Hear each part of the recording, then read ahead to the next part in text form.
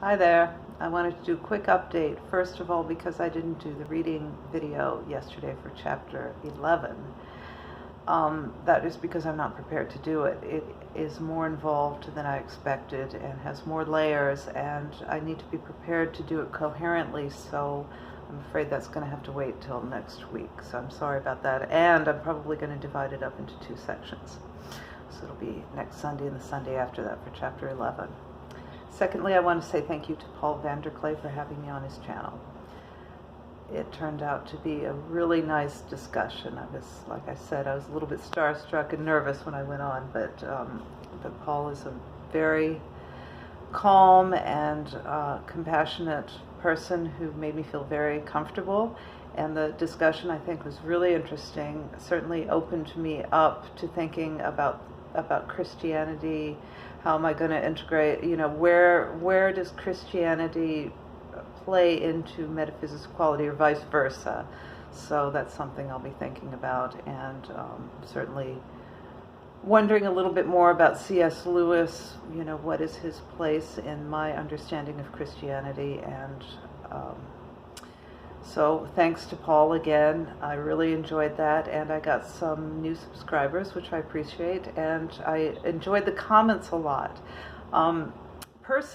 People interested in Persig tend to be men, which is fine, but through Paul I've gotten a few more women involved, and I think that's great. And so I appreciate the comments from the ladies sharing my interest in Persig and in Christianity, in Jung, all sorts of things. So I've gotten some nice feedback from the ladies.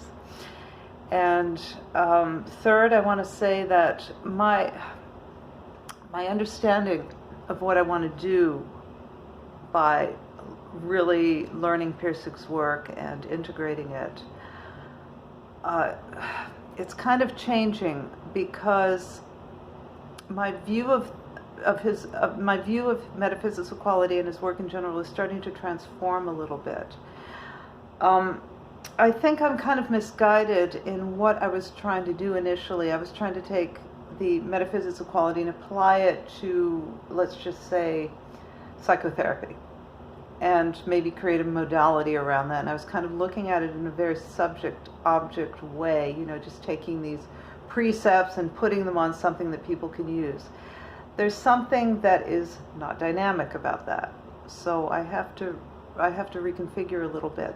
I had yesterday 2 very good discussions with a couple of viewers who know the work better than I do, have been integrating Persig's philosophy into their lives for much longer than I have, and so those were very productive discussions for me, and I really appreciate it. Their points of view are kind of helping me understand, and are also transforming and reorienting my understanding. So this is why I did this channel. It's to get it's for a dynamic development or discussion of Persig's ideas with what we need now, with what I need too. I mean, this is a personal journey as well. In fact, I would say it needs to be primarily a personal journey before I can help anyone else. And lastly, I wanted to, I'm going to have to go get it, sorry. So in the interview, I mentioned a book by Dr. Frank Putnam, and it's called, here it is, it's called The Way We Are, How States of Mind Influence Our Identities, Personality, and Potential for Change, Dr. Frank Putnam. So this is available on Amazon, and I'll put a link to it. It is well worth getting if you're interested in personality and how personalities actually manifest in the world. And the reason that this book is so good and why it figures into Persig's work is it's a very dynamic way of understanding personality. It starts with what develops as an infant and goes on from there, and our states of mind switch throughout the day, even moment to moment sometimes, and and the way they switch is dynamic. And this model of personality for me helps me understand. You know how you go from subject to object to metaphysics of quality, and all of a sudden this whole understanding of the world opens up when you have the right metaphysics. This is the right, for me, and I'm going to make a case for it in other videos, the right theory of personality. It is like a dynamic metaphysics of personality rather than a fixed, I don't even know what the word is, a fixed menu of personality traits or ways that people are. So I want to definitely talk about that a little bit more. If you are interested in William James, and remember Pirsig was very influenced by William James.